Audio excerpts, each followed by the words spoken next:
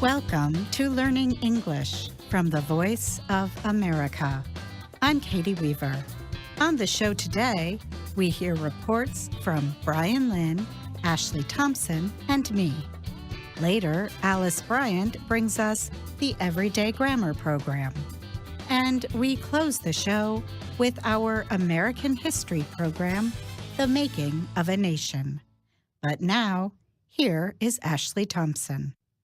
China is permitting more than 2,000 ethnic Kazakhs to surrender their Chinese citizenship and leave the country, the Kazakh Foreign Ministry said this week. The move may be a sign that China is feeling international pressure about its widespread detention of Muslims in the far western Xinjiang area. The detention of ethnic Uyghur, Kazakh, and other minorities in internment camps has caused tension between China and neighboring Kazakhstan. China is a major trading partner, and Kazakhstan's state-restricted media had mostly avoided reporting on the issue.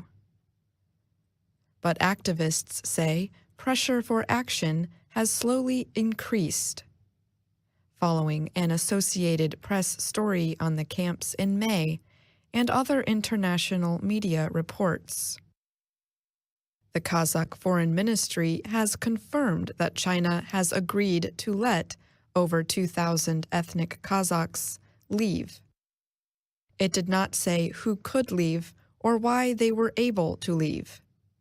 Those people will now be able to request Kazakh citizenship or permanent residency, Kazakh officials told the AP.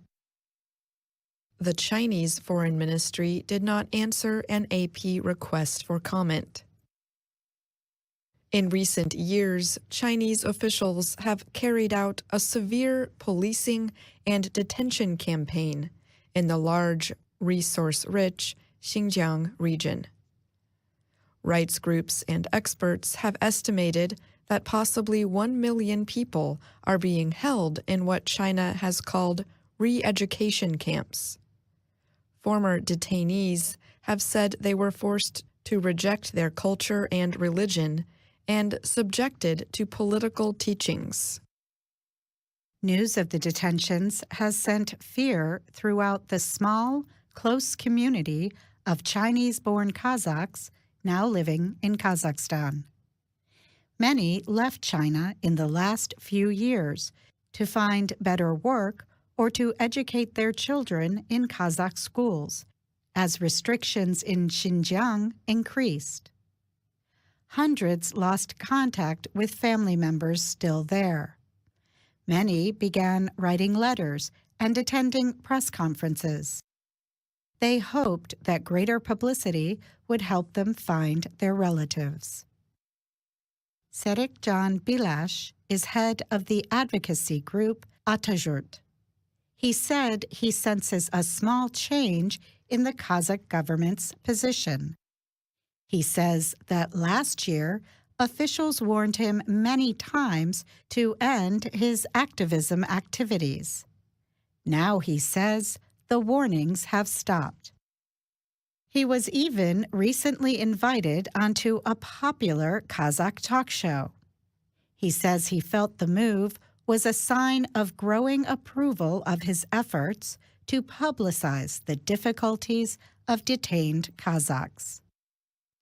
I said that Chinese officials are dangerous for Central Asia, for Kazakhstan, Bilash said. They're starting to accept my opinion now. While they have avoided criticizing China, Kazakh diplomats have worked to secure the release of their own citizens in Xinjiang. Foreign Ministry officials said in November that China had detained 29 Kazakh citizens, and 15 had since been released and permitted to enter Kazakhstan.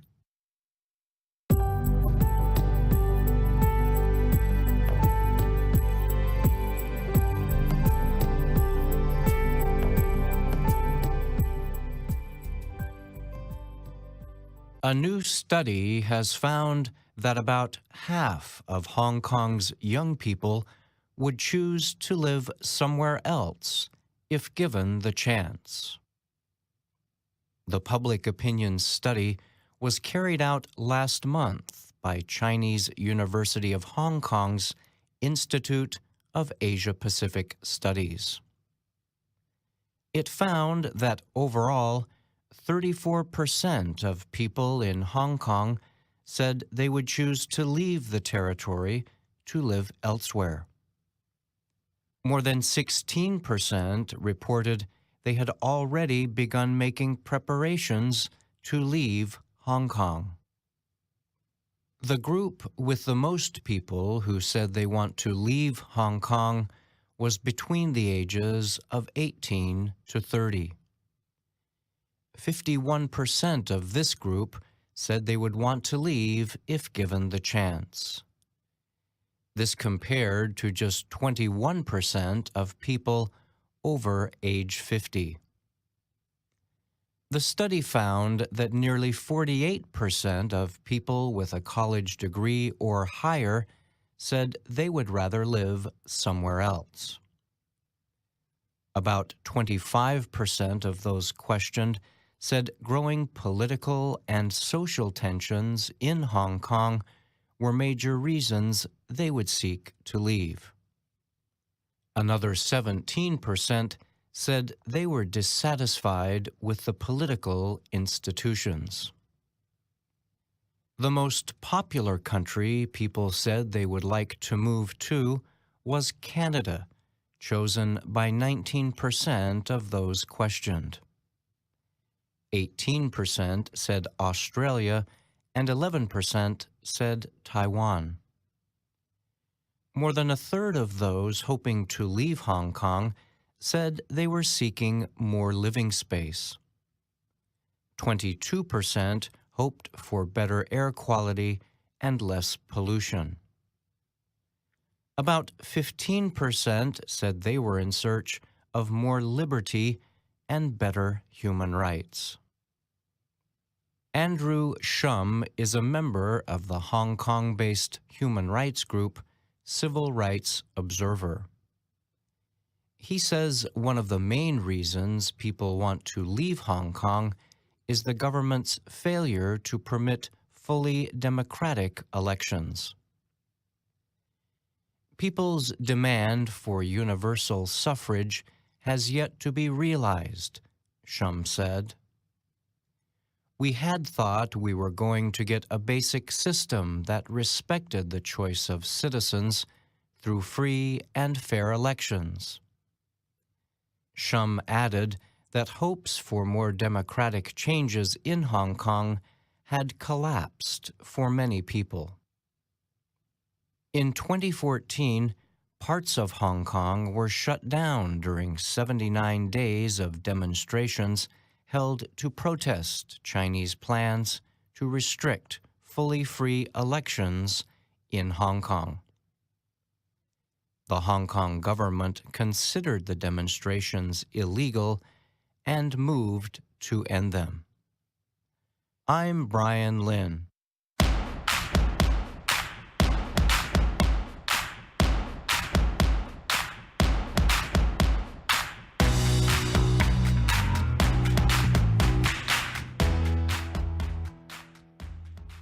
Imagine that you are talking with a friend who lives overseas. You haven't seen or spoken to the person in a year, and he or she has much news to share. The friend talks for a long time, and you listen for a long time. But you want to tell them you have to go to work. How can you do it? You might need to interrupt them, but in a kind way. There are many reasons that interrupting a speaker or group of speakers may be necessary. They include to end a conversation, ask a question, give someone a message, or to join a conversation. The goal is to be able to do these things in a polite way. In today's everyday grammar, we will share some language you can use. So let's return to our situation from the start of the program, the desire to end a conversation. There are times when we want or have to leave a conversation before a speaker finishes. In these situations, we can use one of these phrases. I'm sorry to interrupt, but, I hate to interrupt, but, or I'm sorry to cut this short, but. Here's how someone might use one of these in conversation. So anyway, we get there, and as soon as I'm sorry for interrupting, but I have to be somewhere in an hour. Oh, okay, no problem. Let's catch up more next week. Note that when we interrupt a speaker for any reason, we almost always begin with sorry, I'm sorry, or, for some kinds of interruptions, excuse me. Now let's move to another common situation, the need to ask a question. There are times when we have a question about the subject of discussion or even an unrelated subject. Or we may want to make sure we've understood the speaker before they continue speaking. Here are two useful phrases for asking questions. Sorry to interrupt, but may I ask a question? I'm sorry for the interruption, but I have a quick question. Or, here's what you can say to check that you've understood the speaker. Sorry for interrupting, but I want to make sure I understand. Then you can ask or state something to make sure you're clear on the speaker's meaning. Now let's hear how someone might use one of these phrases. Suppose the interrupter briefly walks into a meeting in progress. Sorry for the interruption, but I have a quick question. What time do the exchange students get here? They should be here by 2:30. Great. I'll have their welcome packets ready by 12. Note the very small differences in form between to interrupt, for the interruption, and for interrupting. All are common in American spoken English. In other situations, you may need to give someone a message that cannot wait, such as to inform them about a phone call or other time-sensitive issue. In giving such messages to people while they are speaking, we sometimes start with, "Excuse me." Excuse me, Brian. There's a phone call for you on line 1. Sorry to interrupt, but you're needed in the lobby to sign for a package. Note that the phrase "pardon me" is another way to say "excuse me," but is less common except in very formal situations. And finally, there are times when you want to join a conversation between two or more people. Sometimes this is easy to do because you're already friendly with the people and they are talking casually about a subject. Other times, the speakers are so deep in discussion that there are no natural breaks in their speech. But you still want to offer an opinion, make an important point, or share some information. These phrases can help you enter a conversation. Excuse me, but may I jump in here? Sorry to butt in, but. May or can I add something here? I couldn't help overhearing. I couldn't help overhearing means I couldn't avoid hearing what you said.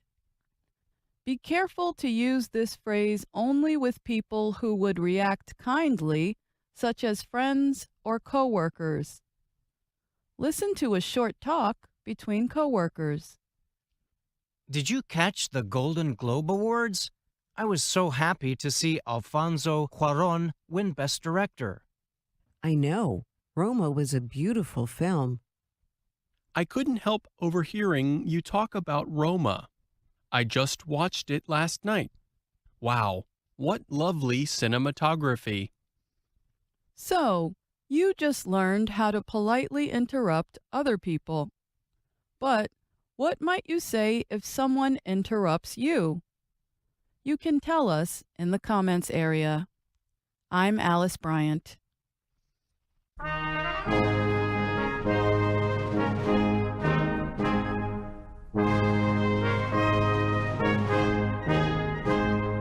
From VOA Learning English, welcome to The Making of a Nation, our weekly program of American history for people learning American English. I'm Steve Ember in Washington.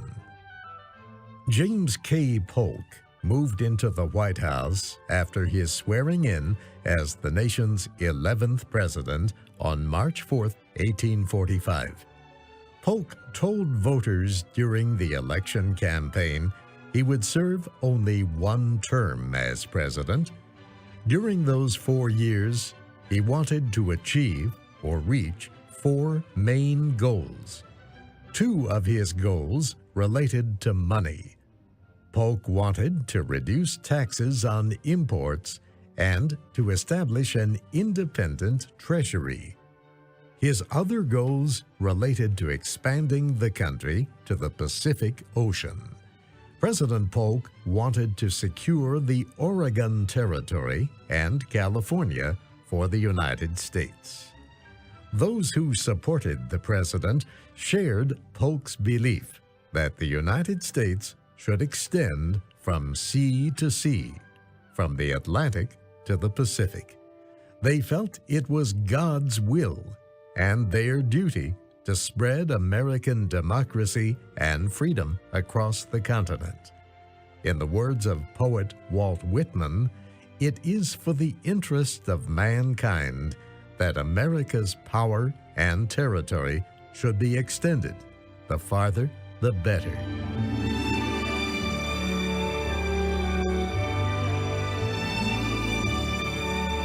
One way Americans wanted to extend the country was by making the Oregon Territory part of the United States. The territory included what are now the U.S. states of Oregon, Washington, and Idaho, as well as part of the Canadian province of British Columbia. American traders established claims to the Oregon Territory early in the country's history. But British explorers gave Britain claims to the same territory.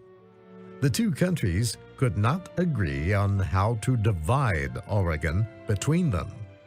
Since few white settlers lived in Oregon, Britain and the United States agreed to occupy the area jointly. This joint occupation worked well until the 1840s. Then, thousands of Americans began moving west to Oregon. The new settlers wanted all of Oregon to belong to the United States. President Polk agreed. He thought the United States had strong claims to the entire territory. But he said he would compromise. He offered to divide Oregon at the 49th parallel of latitude. Everything north of this line would belong to Britain. Everything south of it, including the Columbia River, would belong to the United States. Britain's minister in Washington rejected the offer. He said Britain would accept nothing but the Columbia River as the southern border of British Oregon. President Polk said America had no choice then but to claim all of Oregon. He seemed to say the United States would fight, if necessary, to defend its claim. Polk did not really want war, but he thought he needed a strong position to negotiate with Britain. In London, the British government decided Oregon was not worth a war with the United States. After all, Britain had moved its trading center on the Columbia River north to Vancouver Island. so there was no real reason to demand rights to the use of the river. The British foreign minister proposed a treaty that would divide the territory at the 49th parallel of latitude. The proposal was almost the same that President Polk had made earlier. The United States accepted the proposal. The treaty made the 49th parallel the U.S. border from the Rocky Mountains to the Pacific Ocean. South of this was California.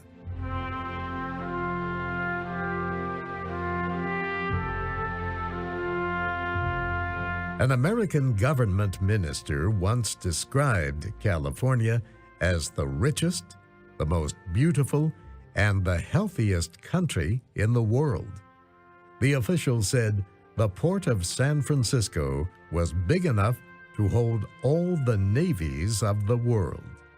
He said someday San Francisco would control the trade of all the Pacific Ocean. There was only one problem. It was owned by Mexico. Historian Robert Mary wrote a book about James K. Polk. Mr. Mary says Polk wanted to bring California into the Union anyway. So obviously he had some underlying ideas about how that might be done. At first, the United States attempted to buy California from the Mexican government. But Mexican officials refused even to talk about selling California to the United States. When the U.S. Congress approved statehood for Texas in early 1845, Mexico broke relations with the United States altogether. President Polk ordered the commander of the U.S. Army in Texas, Zachary Taylor, to move his forces into the disputed area near the Rio Grande River.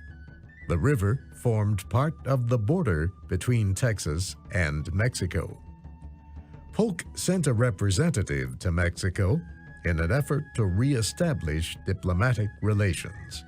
But the Mexican government refused to talk with the diplomat. General Taylor sent one of his officers across the Rio Grande to meet with Mexican officials. The Mexicans protested. They said the area across the river was Mexican territory.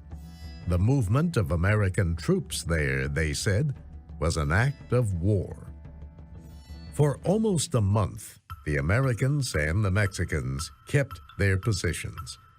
Then, on April 25, 1846, General Taylor received word that a large Mexican force had crossed the border a few kilometers up the river. A small force of American soldiers went to investigate. They were attacked. All of the Americans were killed, wounded, or captured. General Taylor quickly sent a message to President Polk in Washington. It said war had begun. Taylor's message arrived at the White House on May 9th. A few days later, the president asked Congress to give him everything he needed to win the war and bring peace to the area. Some members of Congress did not want to declare war against Mexico. They believed the United States was responsible for the situation along the Rio Grande. They were outvoted. Later, Polk wrote, "We had not gone to war for conquest, but it was clear that in making peace, we would, if possible, get California and other parts of Mexico." Many Americans opposed what they called Mr. Polk's war. Whig Party members and anti-slavery abolitionists in northern states believed that slave owners and Southerners in Polk's administration had planned the war. They believed the South wanted to win Mexican territory for the purpose of spreading and strengthening slavery. The president was troubled by this opposition, but he did not think the war would last long. He thought the United States could quickly force Mexico to sell him the territory he wanted. So Polk secretly sent a representative to the former Mexican dictator Antonio Lopez de Santa Anna. Santa Anna was living in exile in Cuba. The representative said the United States wanted to buy California and some other Mexican territory. Santa Anna said he would agree to the sale if the United States would help him return to power. President Polk accepted the deal. He ordered the United States Navy to let the former dictator sail to the Mexican port of Veracruz. But once Santa Anna returned, he failed to honor his promises. He refused to end the war and sell California. Instead, Santa Anna organized an army to fight the United States. In 4 months, he built an army of 20,000 men. When General Taylor learned that Santa Anna was preparing to attack, he moved his forces to fight the Mexicans. Santa Anna sent a representative to meet with General Taylor. The representative said the Americans had 1 hour to surrender. Taylor's answer to Santa Anna was short. Tell him to go to hell.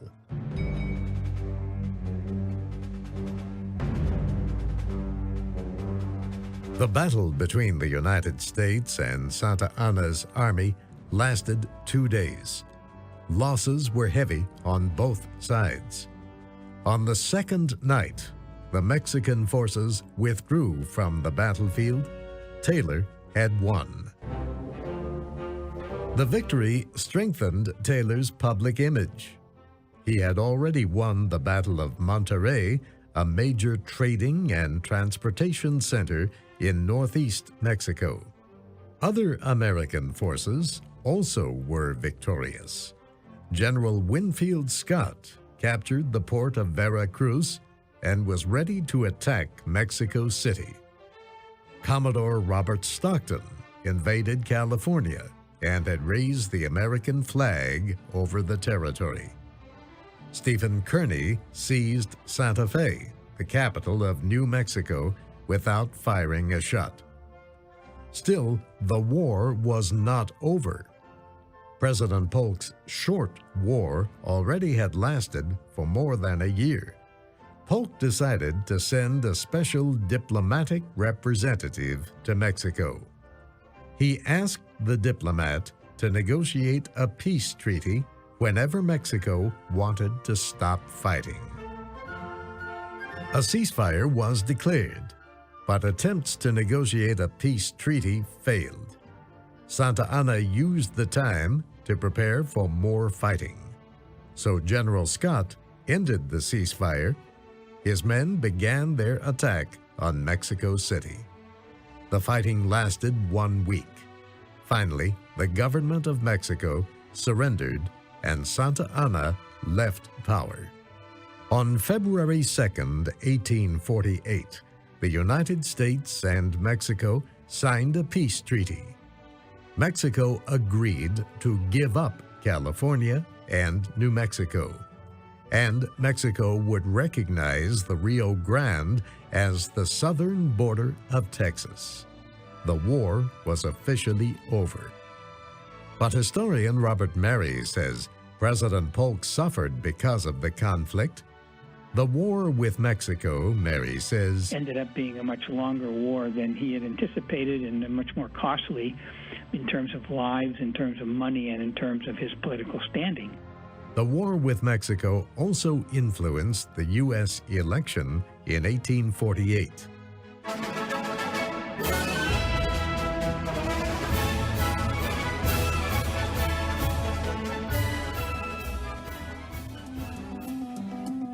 And that's our show for today. But we'll be back tomorrow, same time, same place. For VOA Learning English, I'm Katie Weaver. Thanks for listening.